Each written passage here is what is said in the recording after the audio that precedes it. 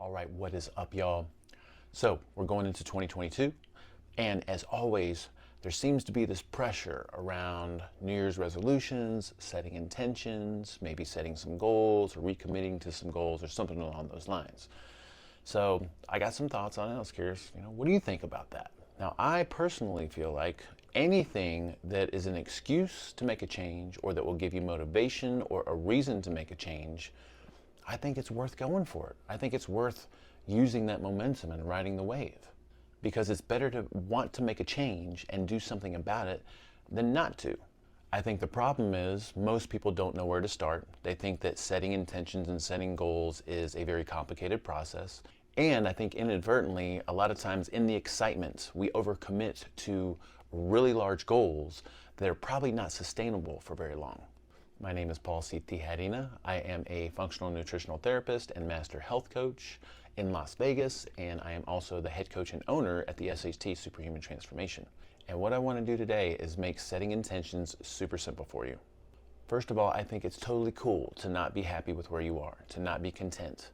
We just don't want to stay in that negative mind space. It is totally possible to live a very meaningful life and at the same time constantly acknowledge where you're not content, because those areas of being not content are the things that help motivate you to make changes so that you can improve yourself. So here is a very solid and simple process for setting intentions.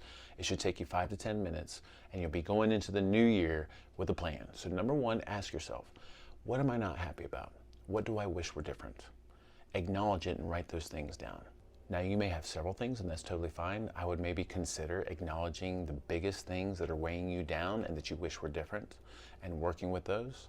Now, number two, with each one of those things, sit and ask yourself, what do I want instead? Now, for me, it helps to look off into the distance as if I'm daydreaming and ask myself this question kind of rhetorically. And I like to give myself some time to come up with an answer, because an answer may not come right away, but you can stare off into the distance and ask yourself genuinely, like, what do I want instead? What is it that I truly want?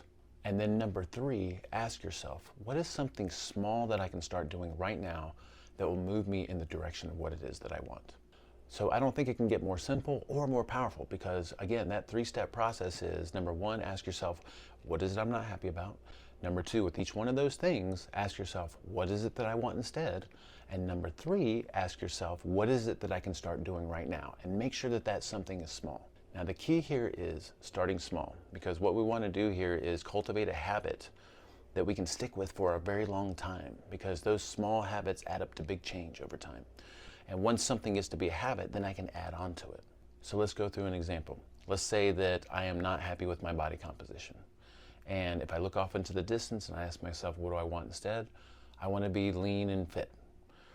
And if I ask myself, what is something small that I can start doing right now that will move me in that direction? The tendency might be to go out and purchase a big gym membership and to try to work out 2 hours a day, 7 days a week. And you may be able to sustain that for a little bit, but chances are you're not going to be able to sustain that for very long. Now, what if instead you said, what is something simple and small that I can start doing right now? You said to yourself, I'm just going to commit to a daily walk. Every single morning, I'm going to get up and roll out of bed and go for a 30-minute walk. Or maybe I'm going to commit to a 30-minute walk 5 days a week. Now imagine if you committed to a daily walk for an extended period of time.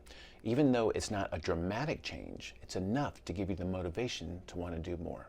All right, so good luck with this simple process. And as always, if you have any questions, comments, or feedback, send them our way. And I just want to let you know that if you're interested in making some health changes, then we have our SHT 2022 coming up on January 8th.